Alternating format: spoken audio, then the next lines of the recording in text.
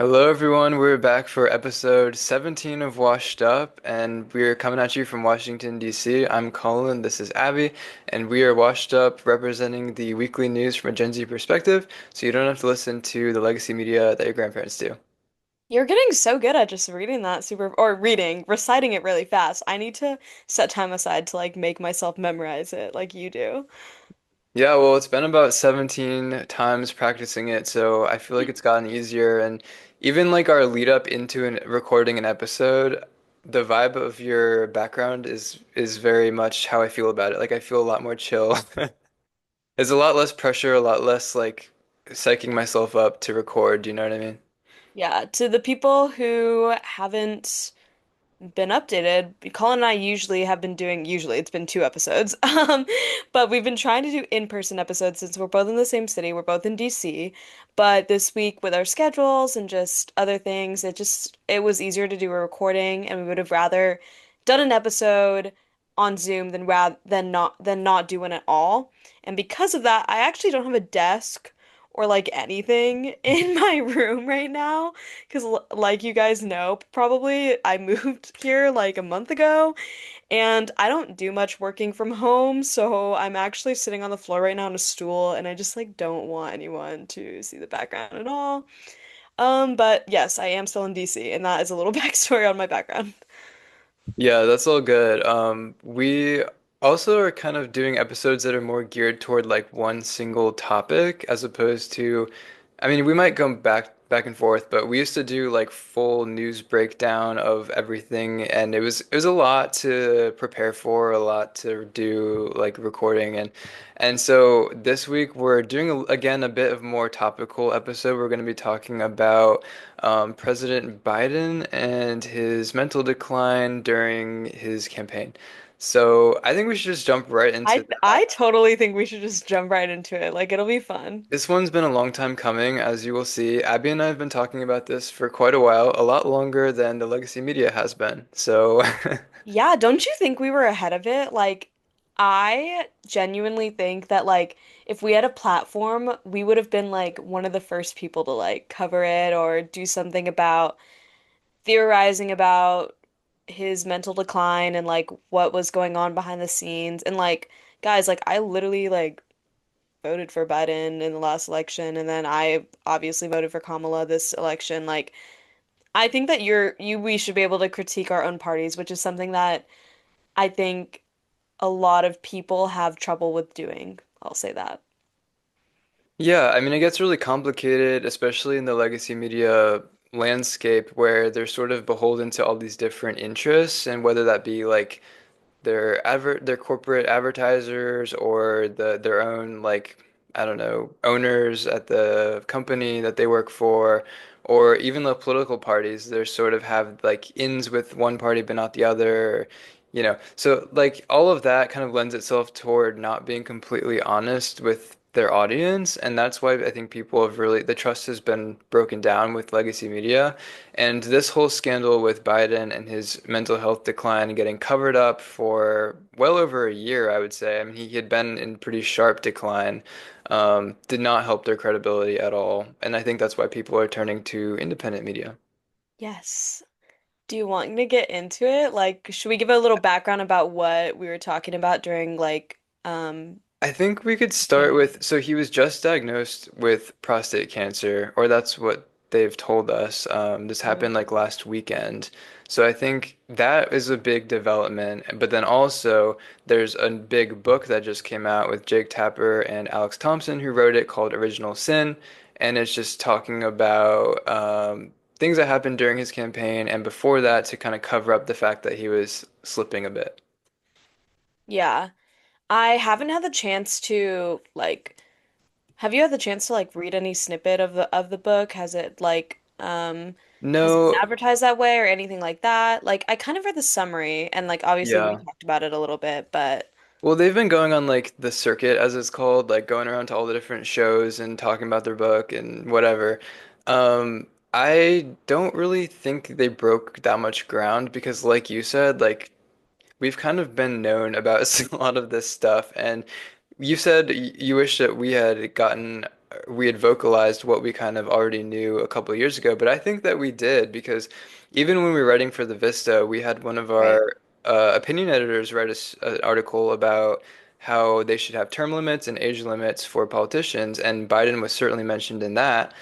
So was Dianne Feinstein, and then coincidentally, the day that that paper came out, Dianne Feinstein, it was announced that she had died, and it was just kind of like a really jarring example of like, hey, our politicians are very, very elderly, and some of them pretty frail, and should they be trusted with all of this authority and power?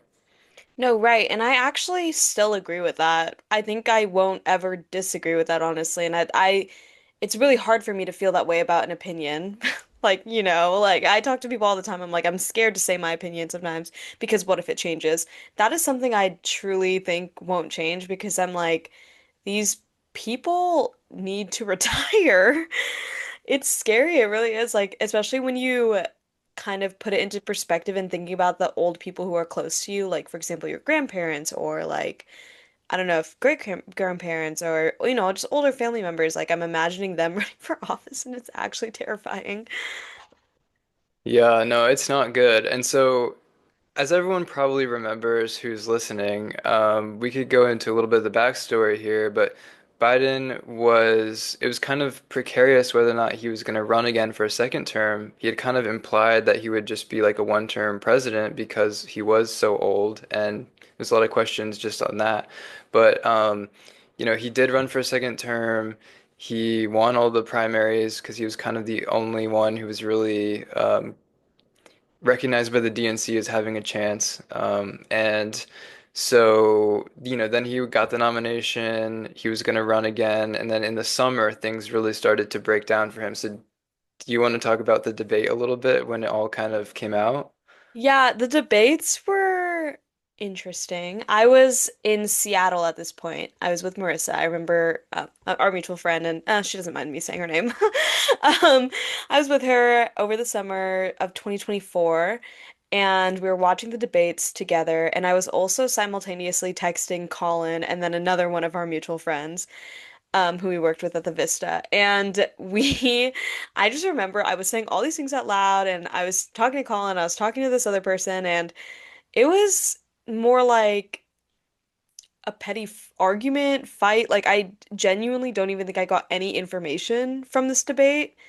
I remember thinking that they were being really immature, they were being like very gossipy. It was just like very strange. I don't think I've ever watched a presidential debate quite like that, except maybe in the in the past 4 years when they did it before. But yeah, I it was very interesting. And we were also watching it with um I was like texting other people who are like younger who hadn't voted before, and they're like, I can't believe this is the first time that I'm voting and this is the debate that I'm watching. And I'm like, I guess that was us too in 2020. So, Yeah, well, it was very memorable. It was like June 27th, 2024. I'll probably never forget that day just because of how it was shocking but not surprising. I feel like we say that a lot. everything is shocking but not Shocking but not surprising. surprising. Because there had been reports leading up to this debate about how bad of a state he really was in, and like he had gone to France in early June for the memorial of D-Day, and there was like a report that he had pooped his pants while he was at the D-Day memorial, and like how much of that is just kind of like right-wing like spin Right. or accusations is kind of hard to tell. But yeah, I do remember that. I remember I was like babysitting my niece who was like 1 years old at the time and reading like this report about how Biden pooped his pants and I was like, great. Like You're like watching your wonderful. niece and you're like, wow, my niece and Biden might have something in common. Yeah, I was like, should my niece be the president right now? And then I remember like there was some stuff came out about like a doctor specializing in Parkinson's had visited the White House a couple of times and this came out like early to midsummer. I think that might have been after the debate, after he dropped out of the race, but that came out eventually. What else was leading up to? Oh, so the Robert Hur report was basically he was being questioned. This was regarding his handling of classified documents. And so he was being asked about this, but at the end they dropped all of the investigation because they said he just seemed like a well-intentioned elderly man who was having difficulty and nobody would find him responsible for his actions. Right. And so that happened, I think, in like fall of 2023, if I remember correctly. Yeah, I remember watching the debates thinking that it was like unreal. I remember also being very surprised that Biden even agreed to a debate. Do you Mm, remember that too? Like I just remember yeah. being like, I can't believe they're like letting him talk right now. And during the actual watch, proved my point because it was not anything good. So like he was bad going back like he was bad cognitively going back all the way to 2020 and his debates against Trump in 2020 were not that good either. And so I can remember like they said he ran a basement campaign that year because it was COVID and he wasn't going out and doing many public engagements, but many people felt like he was kind of being deliberately hidden from the public because of whatever might be going on with his health. And then I actually got to see him speak at the Naval Academy graduation. And I remember the vibe was like everyone was on the edge of their seats. It was very tense. It was like, is he gonna mess up? Is he gonna get through this? And he would have like really strong moments where he'd be like and da da da da da and everyone would be like, yeah. And then he would kind of fade and be like and everyone would be like, ooh, like is he gonna hold on? Is he gonna get through the sentence? And he got through it unscathed, but it was very uncomfortable. And compare that to Donald Trump, who I also saw spoke at Naval Academy graduation. It was completely different. Like the crowd was loving Trump, whether they loved him, hated him, or not. It was an engaging speech. But with Biden, everyone was scared. And that's so important for a leader of any type. Unfortunately, like, or not unfortunately, I think this is fortunate. Like, you are looking for people who are strongly spoken, and unfortunately for the Democratic Party, that was just like not Biden at all. And as much as I dislike Trump, I will admit, like, that's one of his talents, like rhetoric and somehow convincing the average white man who is a farmer in the middle of America that they're the same person. Yeah. And so do you think that if Biden had not run as the candidate, that someone else could have beat Trump this last time around? I really do find myself thinking about that because do you remember how when Kamala was announced, Hmm. we were both, correct me if I'm wrong, we were both kind of like, oh wait, I kind of feel a sense of hope, Yeah, you know? I was just willing to vote for anyone who wasn't an octogenarian. So Yeah, and I remember texting a lot of mutual friends talking about it, and I was like, wait, like, I feel this sense of hope that I haven't felt in a while when it comes to this stuff, because obviously Biden was out, and then Kamala, because I think that when Kamala was initially like stepping in, there was a lot of fire under her, and she was doing all these things that people were like, oh, and the wait, billion maybe, dollars too. right, right. Maybe she's gonna be okay. Maybe she can win this thing. Obviously, she didn't. But I think she peaked with Brat Summer or like Brat Kamala. I I think agree that with was her that. peak. And that was in like August. And then af everything after that was just kind of like, Yeah, it was a bunch of downhill from there. But I don't know. It's hard for me to say. I think that if he never reran in the first place, Kamala would have had a bigger shot, yeah. especially if she wasn't seen as like she honestly to Well, me, I don't know, because her problem was like too much exposure. Like they tried to shield her initially as well from any kind of media or yeah. press because I don't think she was that good with press, but that's not to say that she's a bad politician necessarily, but doing media and press is part of like campaigning. And unfortunately, I think the more that she did, it kind of was harmful to her. So if she had had longer to campaign, I'm not sure if that would have helped or not. Yeah, I think that I agree with you.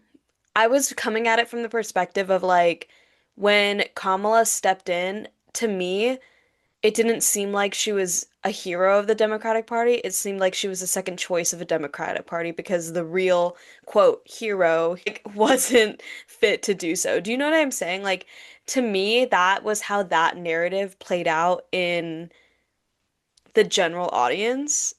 And I'm sure other people agree with me for that. Like, I can't be the only one interpreting it that way. But I remember thinking to myself, oh God, we're gonna like I had okay, here was my reactions. Biden drops out. I'm like, oh my God, if Kamala steps in, we're for sure gonna lose this thing. And then during Brat Summer, Kamala was like fine, and I was like having hope again. And then afterwards, I Her was like, DNC speech was pretty good. I yes, thought she was gonna win after that.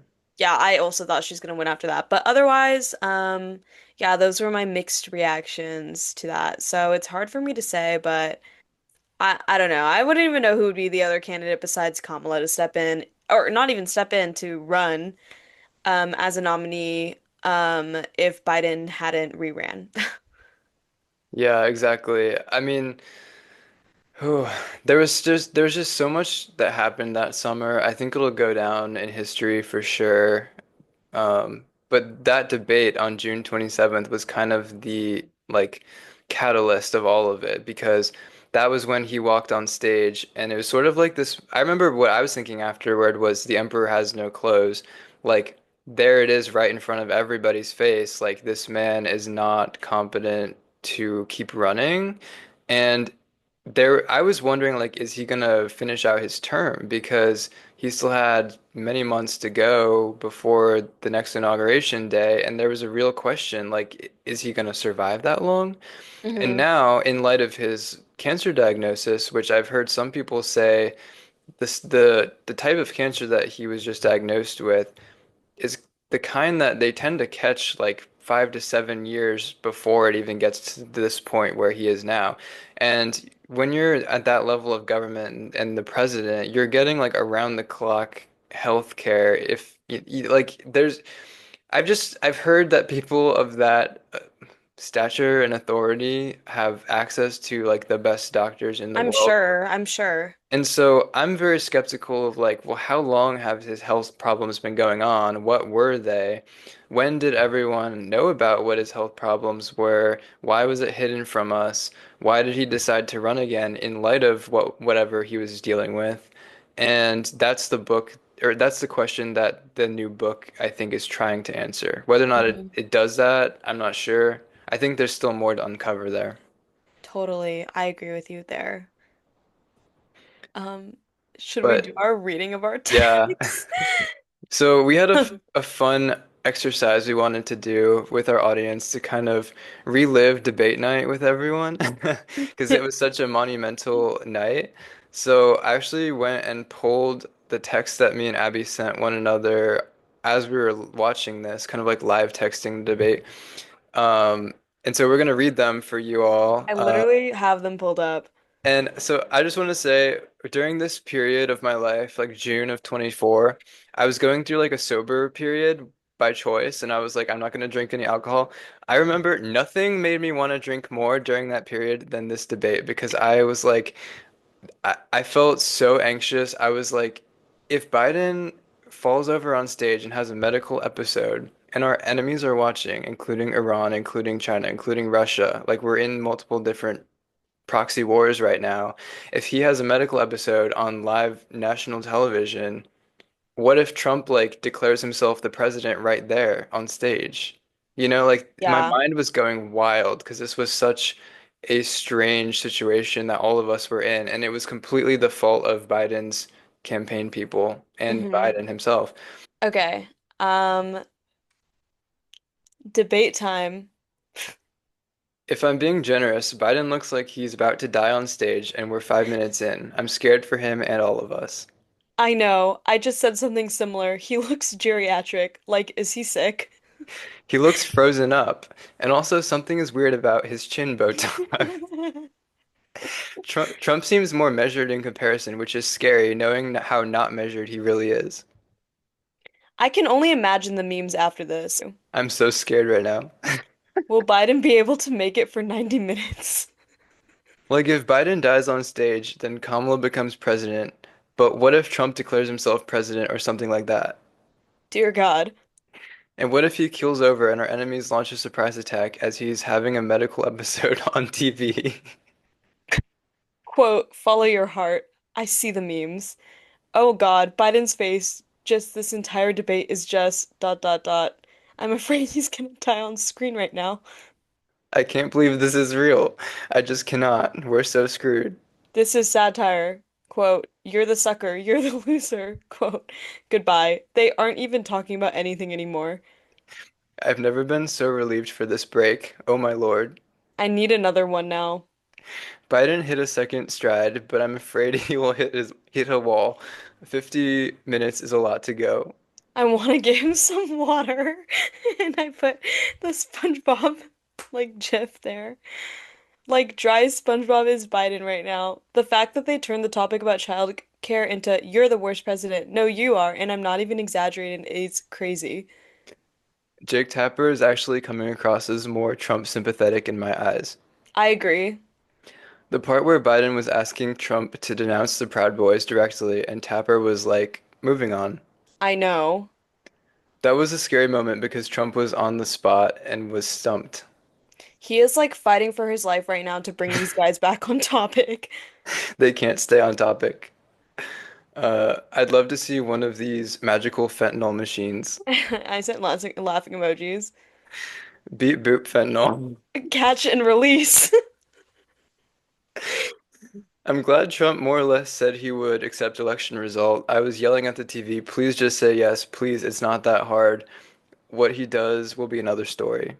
Oh God, like answer the goddamn question. The fraud, crying emoji. We made it to closing statements, thank God. Don't speak so soon. Biden is struggling. Yeah, everything he said makes no sense. Biden is blather or Trump is blather and Biden is babble. I meant the closing argument specifically, but he had some good points throughout the debate, I thought. Trump also went off the rails in his closing statement talking about euthanasia for no reason. Their closing statements were just yapping. Do you think the Democrats pick a new nominee? They have to, and I would vote for literally whoever they put up. I will vote for whoever puts up the most convincing alternative candidate, Nikki Haley, Marianne Williamson, RFK Jr., anybody. And then the next day I said, I'm still feeling extremely rattled about last night, barely slept at all. I know, dot dot dot. I dreamt about the debates. I was kind of expecting to wake up to news of Biden's resignation or a new Democrat nominee, but maybe that's too much to expect in one night. What was your dream about? I had a dream that the debates happened and then Biden died and Kamala had to come and finish it, but she was stuck in traffic and they declared Trump president by default. Wow, that's wild, but I also had a genuine concern last night if he was to have a medical episode, Maybe I'll leave the country around inauguration. And then I sent him a meme. which is funny because you did leave the country right around that time, September? No, no, no. I was already out. Oh yeah, Oh yeah, wait, yeah, yeah, yeah. actually you're so right. I did leave the country from September to like beginning of December. So I was out of the country, but I was here for inauguration. Smart. Anyways, Okay, okay. then I said this was my reaction last night, and I sent a clip from Megyn Kelly's coverage after the debate. Oh my God. Guys, Bizarre. I mean, the only word for it is bizarre, right? I mean, what is? Sometimes he's mumbly and sad, confused, but kind of know what he's sad, getting at. Yes, depressing, Medical. sad's a good word, but this I is mean, hard, beyond comprehension. unrecoverable. Unrecoverable. He cannot go on. That was great. It was great to relive that because I remember that was exactly how it felt. And I like that we have all those texts going back because we'll look into pulling the text from when he announced he was dropping out because I'm sure that was interesting too. Yeah, I would love to do another rereading. That was so funny. It's so Oh, funny because when you sent these to me and I was rereading them, I genuinely had no recollection of this conversation. Like, I knew I was texting, you were one of the people I was texting during the debates. Like, even before this podcast, all we talked about, not all, I won't say that. We're friends. A lot of the things we talked about, was what was happening in the news. So I just love that we have so many texts. And I'm glad that he made it and he's still alive. And I think like we obviously hope that he gets through this cancer diagnosis. It sounds pretty bad, but hopefully like he can be at peace. And I'm glad that he didn't run. I think everyone is probably pretty glad he didn't run, even if it did cause the Democrats to potentially lose the election to Trump. I wish they'd had a better primary to choose a different candidate beside Biden, but you know, can only live moving forward, not looking back. Yeah, I agree with that. I'm like, this is just, it's so funny. Like, it's not funny because it's like real life, but like, if you look at it from a satirical point, it's kind of funny. When I was talking about, oh, it's a satire, and then I talked about my dream, Your dream when, was weirdly prophetic, I have to say. like, isn't it? Let's break that down real quick. So you had a dream that Kamala was replaced Biden, but she got stuck in traffic and couldn't make it. Hmm. Okay. Yeah. I basically had a dream that, we, yeah, I had a dream that the Biden died on stage and Kamala like was on her way to like come finish the debate, but I guess she was like stuck in traffic, so then Trump declared himself president. Well, And I'm almost thinking to myself, maybe my subconscious is like, oh, Kamala doesn't have enough time. Like she's waiting in traffic. yeah, exactly. Or This she's type like of delayed. stuff. She's Yeah. stuck. She's stuck in this like shadow of Biden, and Biden didn't die. He just dropped out of the race. Like, I don't know. I think my mind was weirdly prophetic in that moment. And I think part of the reason that she couldn't really get off the ground also was because she didn't turn on Biden after she replaced him. She very much, like you said, she kind of stayed in his shadow for the rest of the campaign. And I remember she went on The View and they asked her, like, what policies would you do differently than Biden? Or, like, do you regret any Biden policies? She's like, no, I would do the same. And it's like, I think what people wanted to hear was like, yes, I'm different than Biden and I'm gonna do this different. Because people wanted change. And unfortunately, she didn't really position herself as like the antidote to Biden. She was kind of again in his shadow. So Yeah. that was unfortunate. Um, yeah. I think that if you could do anything differently about this, like how would you have done it if in a way that Kamala had a chance? Um, I think I don't know. I really think that they kind of set her up to fail, unfortunately, because um, I just don't think that he ever should have run for a second term. And that's kind of what the title Original Sin is getting at. Like that was his original sin was deciding he was going to run again. Hmm. Um, Yeah, I don't know. I think they kind of set her up to fail because then when she was sort of the heir apparent, she was very much like thrust into the situation of campaigning and running. And it's not even really clear from what I've heard that like she was expecting or like ready for that. Just based off like behind the scenes stuff that I've heard and the anecdotes that she tells about like getting that phone call. And I wonder if the Democrats could have run someone else, if that would have panned out better. I don't know. Yeah. I think I Trump was think that, oh yeah. destined on, in a weird way, I do feel like Trump was destined to win, and not for the reasons that a lot of his supporters will say, of like he was picked by God, but it just, it just feels like that was the direction the country was going in anyway. And then you throw in all of the lying about Biden's health, and they just really didn't have a chance. Yeah, I think with any candidate, I was actually going to say something similar to you that like we like didn't have a chance. Like even if there was like a new candidate who came in, like all this stuff, I just like don't think there was a enough of a push to um go against Trump, I guess, because people were so passionate about how quote bad Biden did like during his campaign, COVID didn't help and like all these other things. And I do wonder like in an alternate reality if COVID didn't happen, if or if I don't know, yeah, if COVID didn't happen, like I wonder how things would have changed and I wonder how things would have been affected by that because like obviously like the world didn't like how or the world, the US didn't like how Biden handled COVID and I think that was like the very first thing that he like what dealt with basically. I mean, he it was between the two terms, but I think it kind of only went downhill from there. Like I was trying to think about like notable things that the people were like, "Oh yeah, this was an amazing decision by Biden," but I I just mean, like can't. Afghanistan was a horrible Biden Yeah. failure.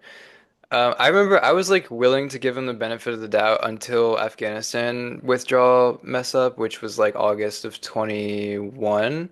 And then after that, I was like, yeah, this guy sucks. Like, no benefit of the doubt whatsoever. And he didn't regain that, I don't know, he never regained that respect in my eyes after that. Yeah. And fumbling COVID. But I more blamed Trump for COVID personally than Biden because a lot of what happened was set in motion by Trump. So. Yeah, set in motion by Trump, continued by Biden. I think that both of them can take the blame for that. I didn't like a lot of things about that time. But I know Colin and I were kind of talking about doing like a mini series called like COVID Diaries or something like Yeah. that because truly as a young adult during that time, I think we have such a unique perspective and I'm sure that so many other people have the same reaction as us. Yeah, I want to do like a series and maybe we can do it jointly or we can do it like I'll record an episode, you record an episode and just kind of speak to that time period and we have a lot of private conversations like off camera obviously about how that time period really shaped and affected our generation, have so many peers who feel that way and honestly like I don't want to like relitigate or relive all of it, but sometimes that can be fun and cathartic as we showed with reading our text messages just now. Yeah, that was really fun to reread our text messages. I would so be a fan of doing that again. And we're so weirdly like on the dot. Not weirdly because we're smart. Like I agree with our past selves. I stand by everything that they said. I'd say you were more on the dot than I was in terms of predicting that whole summer. Not only was your dream like literally prophetic, but I remember right up to election day, I kind of did think Kamala was gonna pull it out. I thought I she did too might though. win. I totally was like So we I were was wrong. I was scared for sure. I remember pulling an all-nighter that night. I was in Barcelona. And I was texting like you and like three other people, and I was just so anxious to sleep that night. And I woke up, and I think somebody had texted me the results, and I was like, oh, damn, like, right. So I, yeah, and then that's how I found out Trump was president. But I did have like hope for her right before. I genuinely was like, oh, I think we could win this thing, and then we didn't, and yeah, felt like it was ripped away a bit, but it's okay. And now here's our reality. It's May, and the world is still okay. And it's time for our Bear the Lead segment because we Oh got yeah, five sorry, I minutes. wasn't even No, no, watching the no, time you're clock. fine. Who wants to go first? Okay, I can go first. Okay. So I'm gonna talk about how I truly believe that it is so good to believe in something other than just yourself. This is loosely inspired by a podcast episode that I recently listened to with Dr. Lisa Miller, who is an expert on neuroscientific benefits of spirituality. And I was listening to it this morning and also yesterday, and I do agree with this. I used to be the type of person who was like, "Oh, at the end of the day, all I have is myself." Like I trust in myself so much that I don't really have to believe in anything else. And I'm thinking about this as more than just a spirituality thing because like I really do think having faith in this in a system or in a religion or in people or in your role models, like I think that benefits you so much in knowing that you're not alone, both spiritually, mentally, and physically. Um, I think Dr. Lisa Miller was talking about her research and how human beings are like hardwired for spirituality, which I kind of think I believe. Like I the way that I look at the world is like I believe in like the universe and good energy and like all that type of jazz, but like I think of it as like if you're good to people, people will be good back to you. And like all of us have these minds that are like hardwired to think and do these amazing creative things. Like I think it's it's sadly a shame if somebody can only believe in themselves and only trust in themselves, and it kind of also slightly comes off as narcissistic to me. Like, do you know what I'm saying? Like the people who Yeah. are like, "Oh yeah, like I only have myself." And I think about like when I was in that point of my life, and that was a time when I was like 17, 18, 19 when I was younger. And like now that I'm older and I hope I continue to grow and believe that the world has other opportunities for me than just what I have thinking in my own mind and what I'm predicting for my own self. Like I have to have faith to continue going on. I really enjoyed that. That was great. We'll come back to visit again. I'm gonna be talking about the benefits of cold showers and why I think that it's a good idea. This is something that I've kind of known since high school. Like I've always been really into like self-development, different ways to like improve your life, hack your life, yada yada. And cold showers comes up a lot as sort of like this miracle solution. And I've been very skeptical. I hate cold showers. I love taking like very, very hot showers actually, and hate the cold. So this one was tough for me. It was a tough sell, but I've been trying it lately, and I do think it's actually been beneficial. I've been listening to like Andrew Huberman's podcast. He talks about like neurology, biology, and talks about how cold showers at the end of the shower can really like stimulate dopamine release.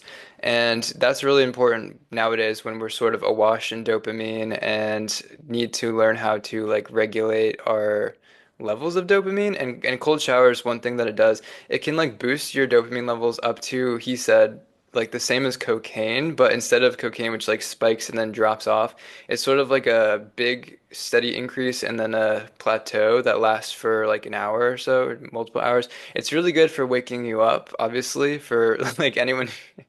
Everyone can relate to that. Like you accidentally the water goes cold all of a sudden and you're like you suddenly jolted awake, but there's actual neurological reasons for that and benefits for that.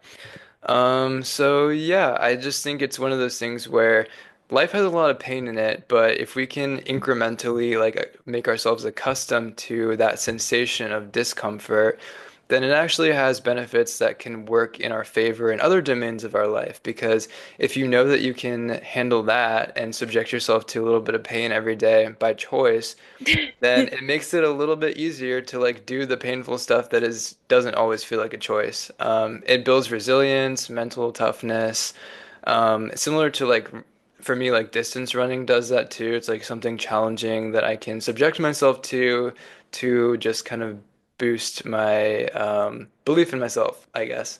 So I'm gonna try cold showers, report back how it goes. I think it has made a difference. For men, it's also supposed to boost testosterone or something like that. So I'll let you know. Okay. Hi everyone. We are back from our Bear the Leads. Colin, I really liked yours because fun fact, I don't take whole cold showers. I started off hot and then I do half this is gonna sound so weird of me. I do half hot and then half cold. Or No, I not don't think hot, that's weird at but like all. warm. Warm. Yeah, no, I don't think that's weird at all. I actually think that that's really like beneficial. But if you're supposed to go from hot to cold though, like switch it, toward the end, make it more cold, I think it's like how to derive the most sort of like health benefit or mental health benefit. I think that's why I started doing that. I must have read it somewhere because I do it for multiple reasons. Because of my hair too, it's better to like wash your hair ending on cold. So like I've done that like for like growth purposes and like it's just healthier that way. And I think that there was a period of my life where I was like extra anxious. I already like am kind of an overthinker, but like during this period of my life, I remember being like, I'm extra, extra anxious for like a few months, and one of my roommates had come to me with all these like make at home solutions basically. And I was like, you know what? Let me try all of these. Like one of them was like putting ice on your vagus nerve. Hmm. And then another one was the shower thing. And so I start like I think ever since I was 19 I've done that now. I like always end cold. Yeah, similar to what you're saying. I had someone ask me like right after Trump was reelected, like what should I do to manage the stress of like politics in the world and just feels so overwhelming. And my advice at the time, I didn't follow it so much, but I was like, well, you could try a cold shower because if you wake up every morning like freezing and you shock yourself awake, it can only get better from there. So, like, I think there's something legitimate to that, though, like mentally, how it frames the rest of your day. Something is important there that I'm just now starting to unpack and figure out. Hmm. I also would say I've only been doing this for a short time, but I legitimately think like my facial hair is growing different because of Are you like a placebo guy? Do you fall by, do you think that you're probably. some just, unrelated, just Knowing wondering. me, yeah, probably. Everyone knows what I think of astrology, so I probably am a placebo. I'm honestly a pretty big placebo person too. I remember I also had that same roommate, like I think I told her something like I give you permission to experiment with me on caffeine with caffeine because basically like she woke up a lot earlier than me and she would go to our apartments, our college apartments like communal coffee area. She'd always get some for all of us. And I think I told her one time I was like I wonder if like caffeine it actually affects me or not because I swear it doesn't, but then some days I'm like, I can't live without it. And she was like, Abby, can I have your consent to do an unethical experiment on you? Because she also had this running joke about unethical experiments where we had like this list of them, but she was like, "Can I experiment on you?" And I was like, "Yes, you can." And I don't know if she ever did it or not. I'll actually have to ask her. I haven't thought about that in so long. Well, I know exactly the bodega that you're talking about because I used to go there every single day as well. And they had some strong ass coffee. So I don't know. I definitely noticed it, but I'm also, truthfully, if I was gonna change something about my health, it should be cutting down on caffeine. Like showers is cool, but I drink way too much caffeine. In fact, You're I have, such a Celsius dude. I have some right here actually. Celsiuses remind me of you. Every time I see one, I think about you. That's funny. You're not the first person who's told me that. So yeah, if they want to like hit us with like a brand deal or something, I don't know. I'm Yeah, open to it. this is not sponsored, guys. Like Colin loves a But good we could Celsius, be. but we could be. I've actually thought of if we ever got really big, I think that it would be so hypocritical of me not to love whoever sponsored us. So like trust guys, the first sponsor and all sponsors we ever have will be something that I actually use and love because I actually hate this could be another barrier to lead it within itself. I hate when celebrities and influencers say they use something all the time, blah blah blah, blah, and then it's like exposed that they don't and it was all for money. I hate that. I hate that more than like anything. Yeah, that's very real. I mean, a lot of people just take money from wherever it comes from, but I do think you're kind of it creates like a tether between you and whoever's providing the money. So you got to be selective about what you will and won't accept. And it reminds me of what, for some reason, my grandpa used to always say about like buying stocks. He would say like only buy stocks for things that you actually use, because like if you're using it, then chances are other people are using it, and it's actually like a valuable stock, not just an overinflated like overvalued company or something. So anyway, similar thing. Like you should only take money from things that you actually use or that you have like a relationship to the brand somehow. Otherwise, it's just I don't know, kind of fake. Yeah, totally. I think you could sense the authenticity there too. And we're all about transparency here, so I would hate to be caught in a scandal like that. Like if That that being happens, guys, like call me out on it. I don't think it ever will because I would never do that. But that yeah. being said, I could do a whole bury the lead also about how I think Celsius should be a Schedule One drug because whatever it does to people, it's like it's kind of what I imagine meth would be like, but Oh I'm my sure God. it makes you like wired on a whole different level. Um, yeah, that's all I'll say about that. But I've thought this before. So maybe they wouldn't be the best brand partner because I do think we'll like look back on it and be like, I can't believe people used to drink that. That's insane. Whatever's in it is clearly way too strong. Well, I've had like three Red Bulls this week, which Genuinely, everyone who's listening is not typical of me. I don't think I've done that since I was 19. As you can see with me saying I'm ni I feel like all my bad times was when I was 19. Like every single time I have like a story about me being extra anxious or like whatever Was or that the period of overworked. time when you were putting your faith all in yourself? Right, yeah. Also that. Like when I was 19, that's I don't even want to talk about this, but yeah, 19 was not a good age for me, but I'm doing fine now, by the way. I only have 3 Red Bulls this week because I've just been working a lot. I'm so fine though. We're so off topic right now. Yeah. What did you think of my Bury the Lead? Okay. No, I thought it was great, and I totally agree. I think there's a lot of different like subtle cues in society today that are like subtly, it makes subtle narcissism okay. Like people talk about narcissism a lot as sort of like this boogeyman, like how like oh he's such a narcissist, like it's such a problem. But yeah, I feel like so many people are like covert, subtle narcissists just by nature of we're all conditioned to behave in certain ways that are very self-oriented and very self-centered. And so, like, truly, if you don't want to be a narcissist, you almost have to go out of your way to look outside of yourself and, like you said, like, be very intentional about what you're putting your faith into.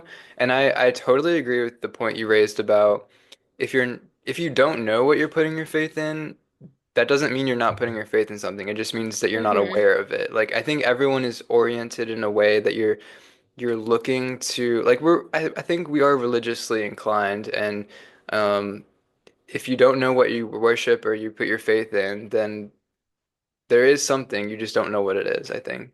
Whether it be Yeah, money or appearances or whatever.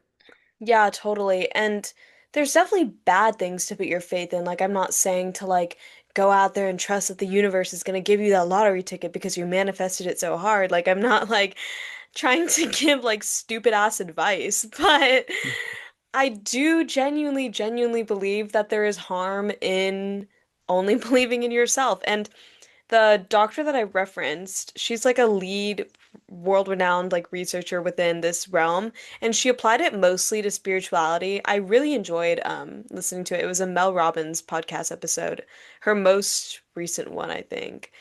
Um, and I was even doing the breathing exercises on the metro, like on my way to work while listening to this, and it was genuinely calming me down, and I was remembering there's this trend right now on TikTok where it's like people post like a video or a snippet of their life or like whatever and it's like I forgot that this is the whole point.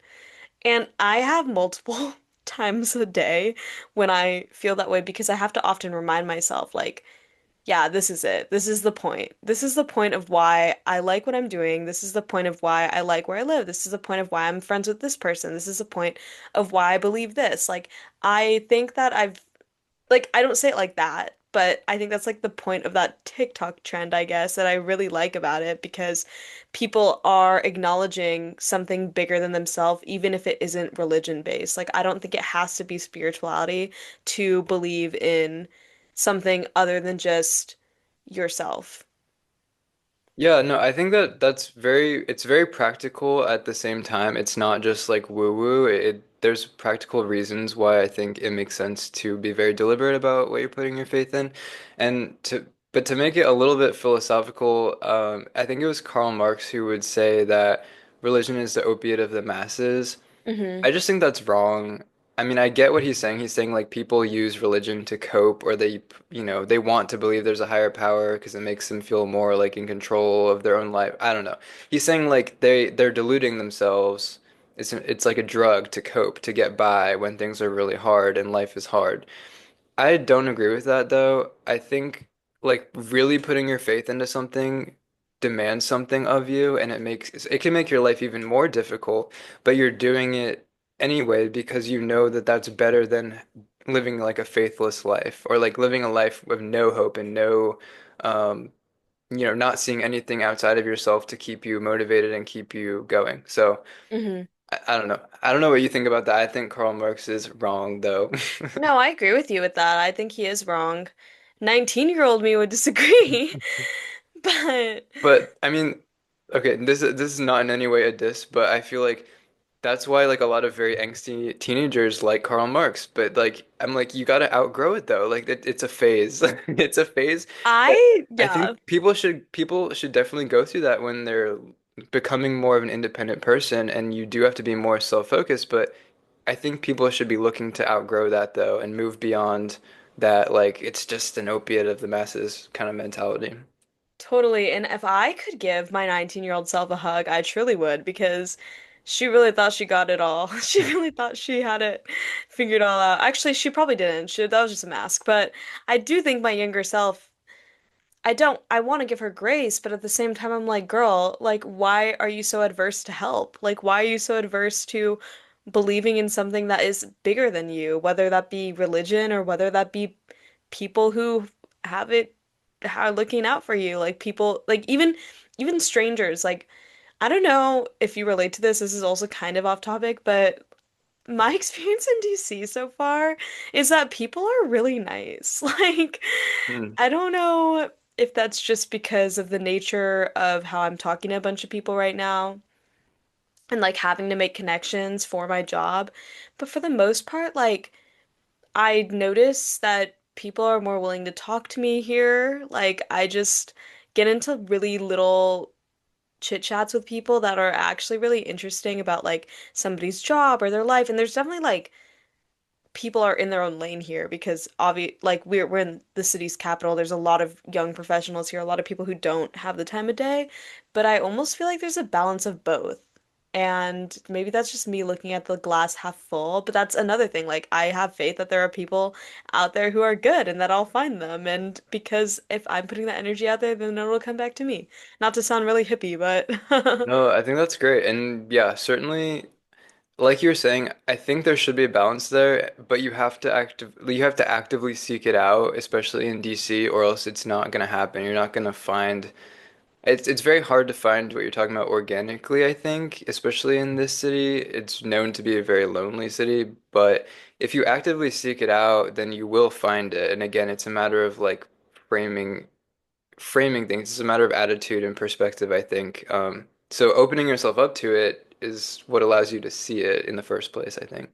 totally. And I really like what you said about like seeking it out because I agree with that. When I was I keep saying when I was 19, but it's true. When I was like 19, I literally thought that like I was owed like friendship or love or whatever. So I think that my mindset back then was like, why does this person not want to be friends with me? But like my mindset now is more like, oh, Abby, why don't you go reach out and see how that person is doing?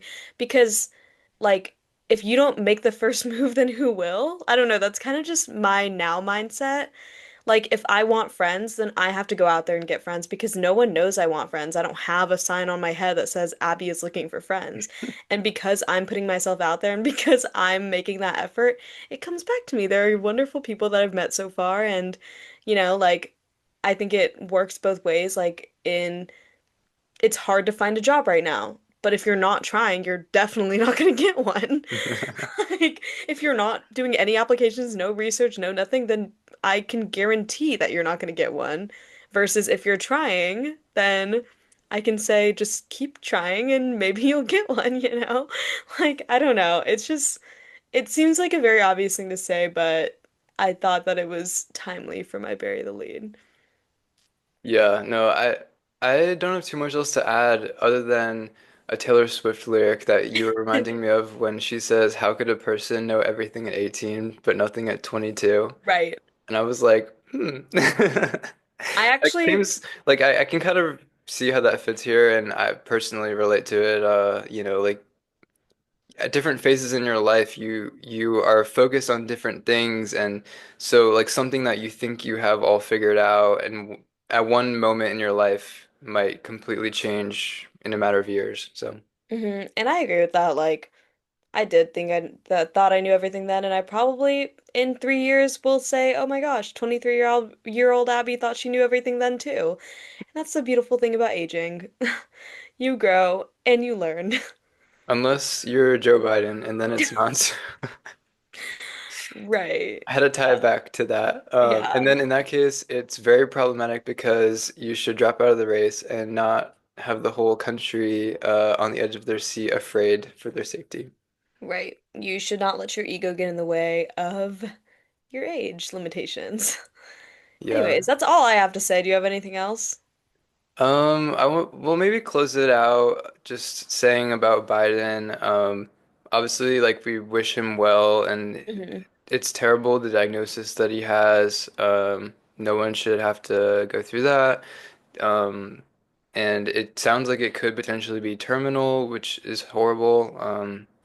But at the same time, as we've alluded to, I think it was very irresponsible for him to run again, especially if this diagnosis, they're saying that he just found out about it, but there's a lot of people who are contradicting that by saying like the nature of this diagnosis leads, experts in cancer research and doctors to say that given the healthcare he was getting, they would have caught this earlier.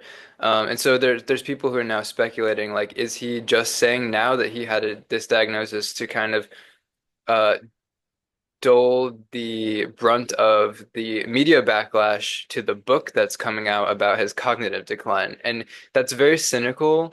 But again, we talk about PR a lot. It's not so out of the realm of imagination. So I think if that is what he's doing, it's very sad. He's had a long life of being in politics, and it's sad that his legacy could potentially just turn into exactly what we've been talking about this whole episode. Exactly. I also I get behind everything you said, and yeah, I do also want to reiterate, like, obviously I don't wish harm on anyone.